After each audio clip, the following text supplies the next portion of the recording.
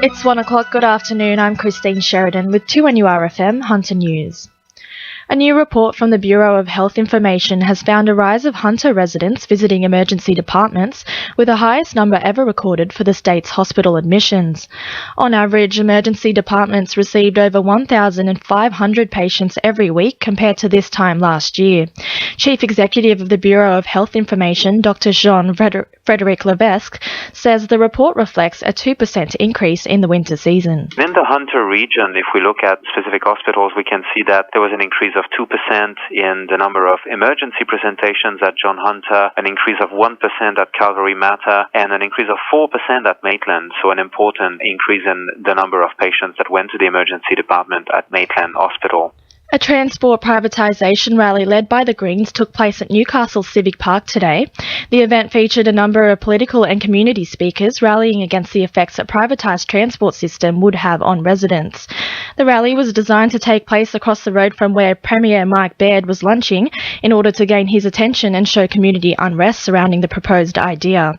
Wall's MP Sonia Hornery says there needs to be more done for the people living in the western suburbs. From all reports, there's little information nor clarity about what the outcomes of any transport plans will have on those people in the western suburbs of Newcastle. There's also no clarity on the future of jobs. The NRMA is backing today's announcement by the state government to crack down on drug driving in the Hunter, with a campaign to educate road users on the dangers of drug use. From 2017, the number of mobile drug testing will be tripled to almost 100,000 statewide in an added attempt to lower drug-related deaths on our roads. NRMA Senior Policy Advisor Dimitra Valhomitros says country areas will need to be one of the main focuses of the campaign. It's really worrying for the Hunter region because we know that 43% of fatalities were on country and non-urban roads. It's really important that we get the message out there in country areas of how dangerous drug driving really is. Workers at Drayton South Mine in the Hunter Valley are bracing for post-Christmas redundancies after the mine's expansion project was rejected by the Planning and Assessment Commission. The rejection comes after fears the expansion would put the local thoroughbred industry at risk. Upper Hunter Community Services Manager Sue Milton says the rejection brings on added stress and the fear of unknown to workers and their families. So I've been talking to some of the workers that it is affecting, and they are all talking about having to leave the area. They're not carrying on about getting wages that they're used to. They're wondering about where they're just going to get any type of work and not become dependent on welfare. Port Stephens residents are being urged to remain vigilant by locking their cars and removing items of value from view. The warning comes from a spike in car theft throughout Medowie and Raymond Terrace throughout evenings and early mornings.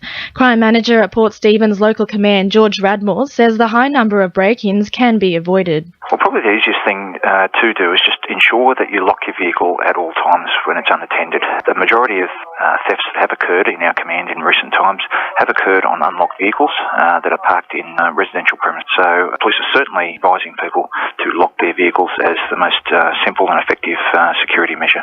In finance, the All Ords is up 86 points at 53.05 and $1 Australian is buying 72.56 US cents. Sport, thanks to our sponsor, Warners Bay Sports Club.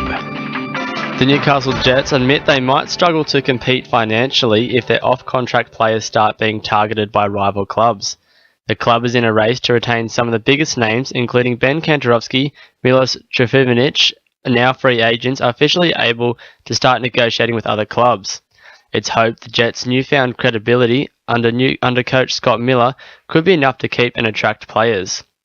After narrowly missing a spot in the Australian PGA, Toronto professional Callan O'Reilly is now focusing on the New South Wales PGA Championships. O'Reilly's final score of 2 under 68 at Wynnum yesterday wasn't enough to secure one of the 3 remaining Australian PGA spots. He'll have 5 days of preparation before taking on the New South Wales PGA at Riverside Oaks next week.